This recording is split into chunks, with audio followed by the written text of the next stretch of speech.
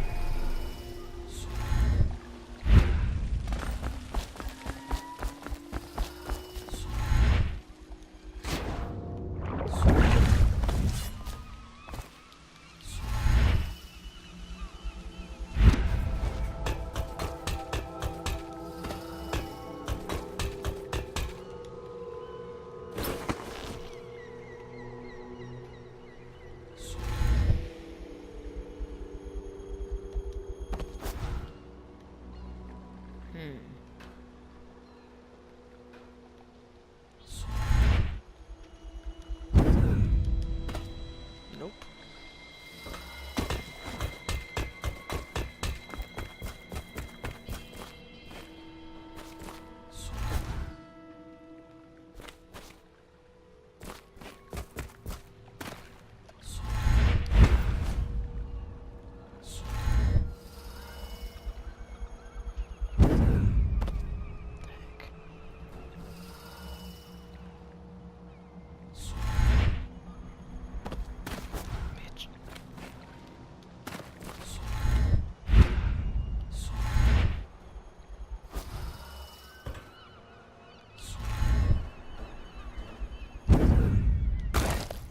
I want to work. What the fuck?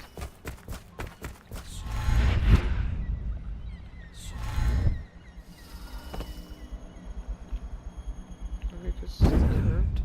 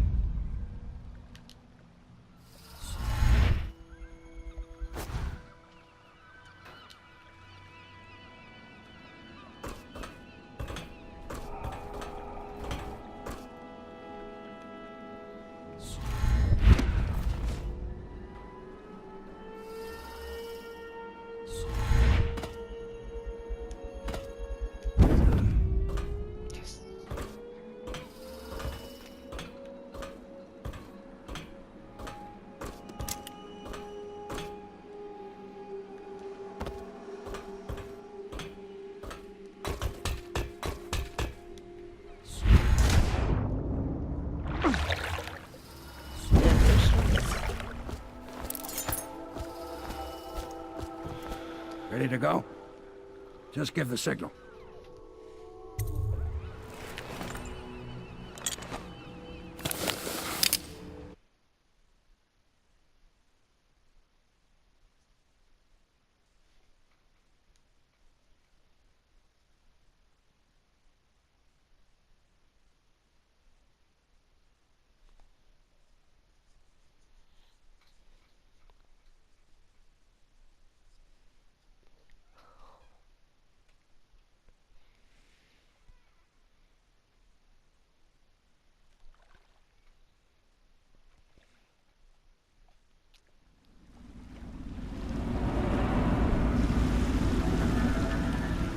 It'll be a rough trip. Used to be to go straight up Clavering Boulevard, but now it's not so easy. Half the city's dead of the plague. The other half's fighting over what's left. City Watch still holds the bigger streets, and they've set up those wall of light checkpoints. Man walks through one of those, and he ends up burned to a crisp. Everything not controlled by the City Watch is gang territory. And there are the real odd birds living on the fringes like that Granny Rags. They say she's nuts. Don't know which is worse. Just take your pick.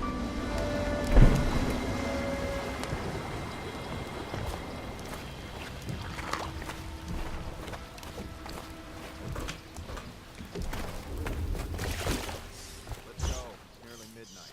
But easy, damn it. Keep him in the boat. Canal's got enough shit in it as it is.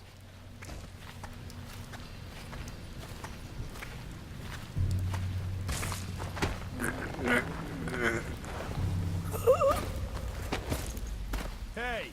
What is it? I think that last one was moving. What? Yeah, the little one. Not possible. I inspected them myself. Keep working. Well, he ain't moving no more.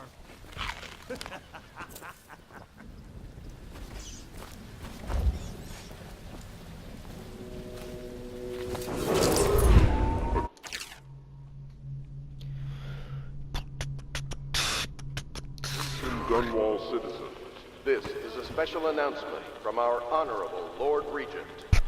This is the Lord Regent speaking. It is with regret that I announce that my term as Lord Regent has been extended through the month of harvest and potentially beyond.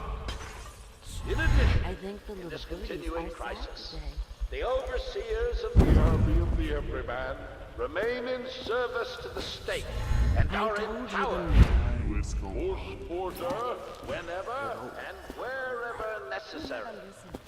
We owe our thanks to High Overseer Campbell for the generous loan of...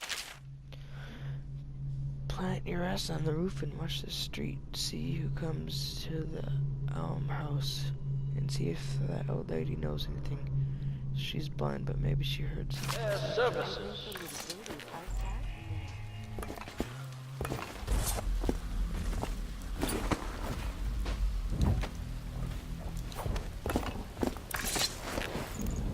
And he died on that roof. Let's throw him somewhere where you can go hide. Have fun, buddy. There's nothing there. Dead. Attention, Dunwall citizens. The following businesses have been closed and impounded by the state due to contamination. Barrow's Barbershop and Surgery, the Duke and Dancer Ale Room, Merritt's Printing Firm, Pennyworth's Tack and Saddle Emporium, and the Smoke Street Dice Hall. Oh, give me that money, bitch. Sorry I can't help you. Some folks needed the food I had, and I gave it away.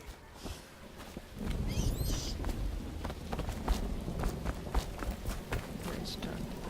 Old psychotic. Still need to talk to fucking story. If I was a birdie, I'd want to eat that. Yes, I would. And go steal your stuff, you old lady. Here, I'll get some dead peoples. There we go, I took all your stuff. Now you're even more psychotic and hopeless because I stole your stuff. Dear? Is that you, my dear husband? Yes, definitely. My eyes aren't what they used to be. Have you seen my little birdies? Ah, the dear things must be starving without their granny. Here, birdies. Here. Oh, my. I think I have gentlemen callers again, but not the way I used to, not the nice ones. I hear them, and they're not very polite ones either. Granny Rags, let us in. Ah, well, they'll go away again if they know what's good for them. But what a bother. Here's the key to the front door, love. You'll see to those ruffians, won't you? Okay. garbage. Oh no, that's not a nice thing. Just garbage. Garbage, garbage, garbage, garbage. All. Hey, just like you. Let us in, Granny. I bet she can't even hear us. She's blind, not deaf. We're here to do your washing. She's not stupid either. Have it your way. We're here to take your money, Granny. We're wasting our time. How much could she have? She digs in trash for a living. Let's get a drink. I'm dry as an overseer's prick. She's been digging for 80 years. Must have found something. Hear that, Granny? Whatever you got, Slackjaw gets a cut. Nothing personal. Just Bottle Street rules.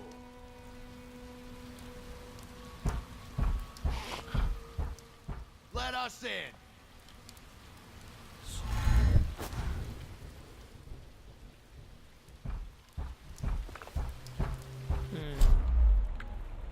Open the damn door. I wanna be sneaky. Let us in. Attention Dunwall citizens. Following direct contact with an infected or weeping individual, you are required to remain in isolation for 2 continuous days. If signs of infection occur, report for transport. Bitch. Did I? The flooded district. Oops.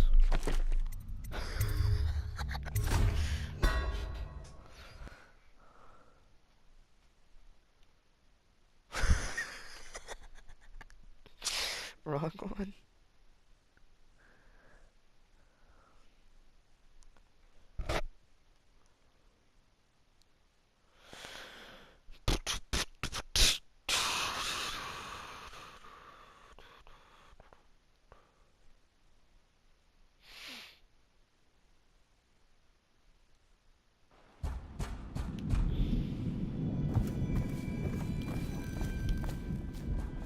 Granny, Granny, Granny, come out with me instead. Granny, Granny, Granny, you can't because Okay. Let us in, Granny. I bet she can't even hear us. Blind, not deaf. We're here to do your washing. She's not stupid either. Have it your way. We're here to take your money, Granny. We're wasting our time. How much could she have? She digs in trash. Let's get a drink. I'm dry as an overseer's prick. Are you asleep?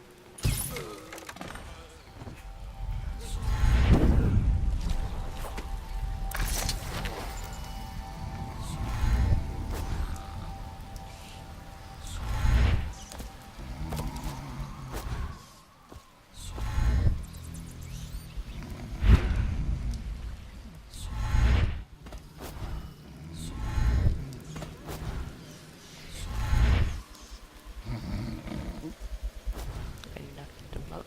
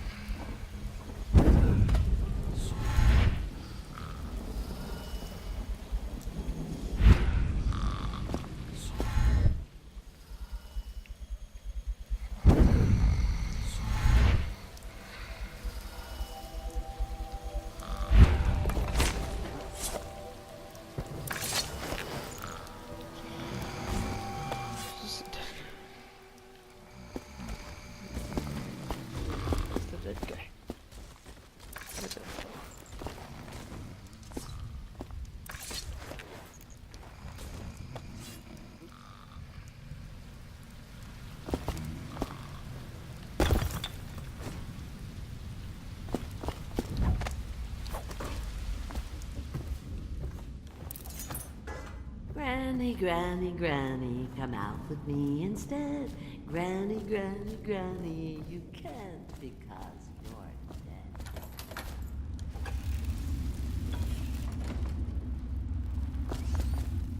I think the little birdies are sad today.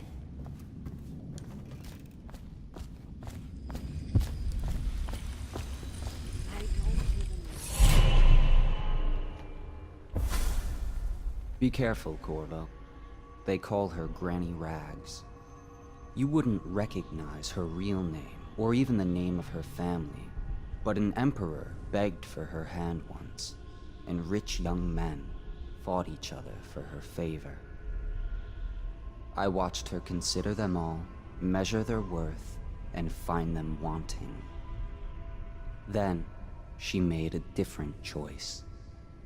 You're on your way to face the High Overseer, the leader of a great cult dedicated to loathing me. What will you do, I wonder? Left. They've always gone on the left. You listen.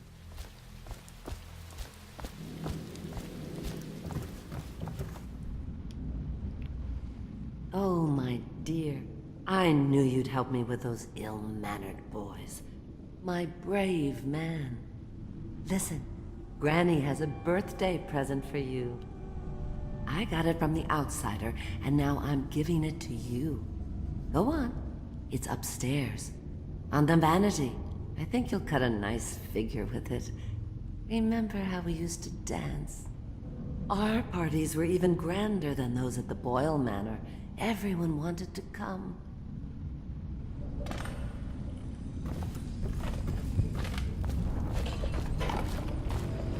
I think the little birdies are sad today. I hope you like the little gift I got for you. It's the least I could do for turning those louts away. I can't bear these Bottle Street children. Ruffians, every last one of them. Rotten apples. And that Slackjaw is the worst of the lot. You know what I just thought of? You could do something else for me. Another little favor. And I'd give you another present. Another lovely rune carved from the bones of a dead whale. Do you remember my doctor, dear? Dr. Galvani? Now there was a clever man. He's got all sorts of nasty rat guts and disease in his laboratory. Wouldn't it be a shame if some of that mess found its way into the Bottle Street Gang's elixir still? That'd teach him. See to it, dear. I'll find you another present just like the first. Galvani lives on Clavering Boulevard, or at least he used to. Those were the days. Now run off. My baby birdies are hungry. So precious. Psychopath. But they're shy. You'll have to go, or they won't go.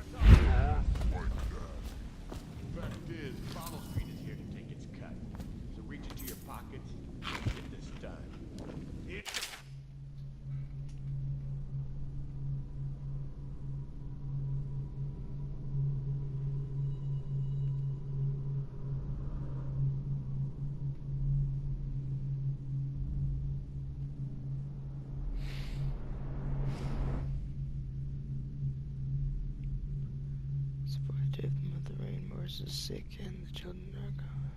So are the children. I avoided this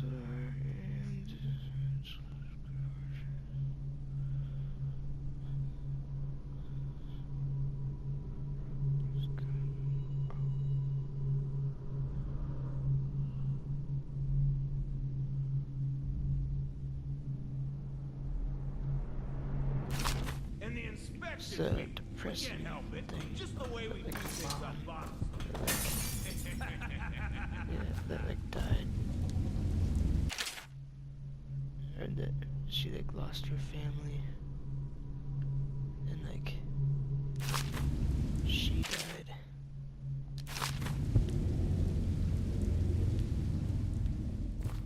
Anyone there?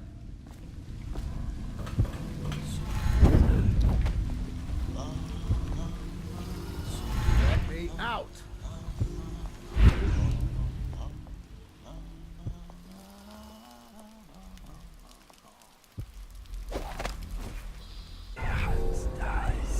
Not fast enough.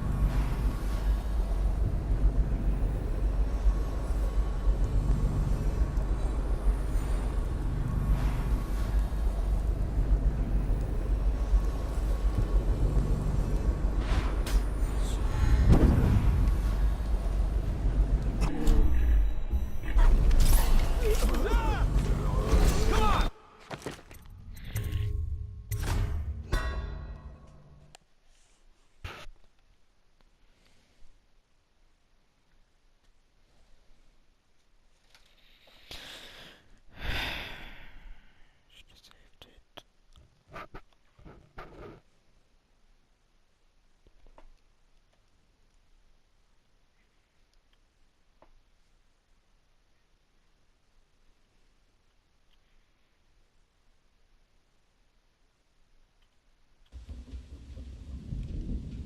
But they're shy. You'll have to go, or they won't come.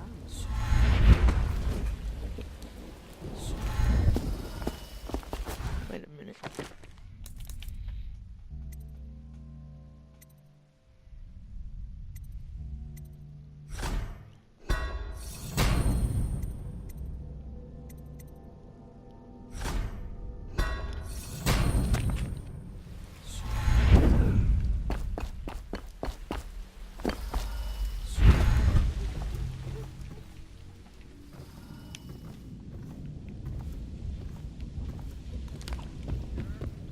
You know we have to check you over. And there's an inspection. Let me out. Oh, you wanna talk to us like that? Fact is, Bottle Street is here to take its cut. So reach into your pockets. Let's get this.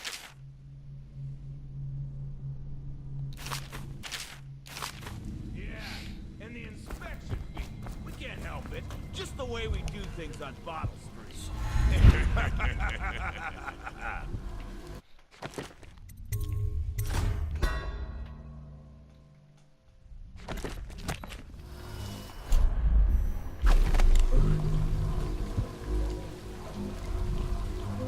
Anyone there? Come around the corner, hoping.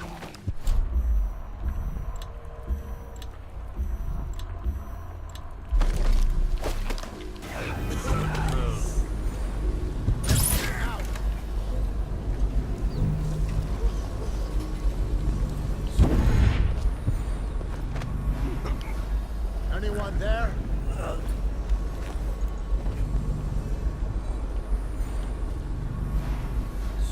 Hey!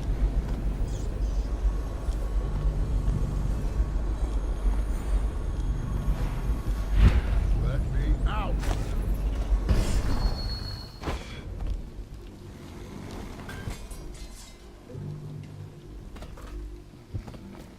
Anyone there?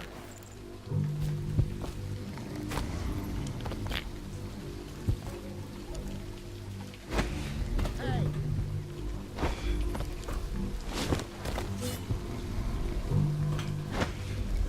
Let me out!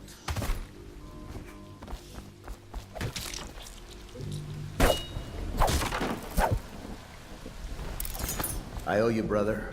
I want to ask about the mask. I wouldn't want my face seen either, pulling a stunt like that. You know what? I'll return the favor. Come by Griff's shop. That's my business. Well, it was, at one time, but now I'm reduced to scavenging things from here and there as the city dies. If you need anything, I wouldn't mind trading for a little money. Maybe someday the plague will blow over and everything will go back to normal. But until then, it's scavenging for me. Want to look at some of the things I found? Good prices, I swear.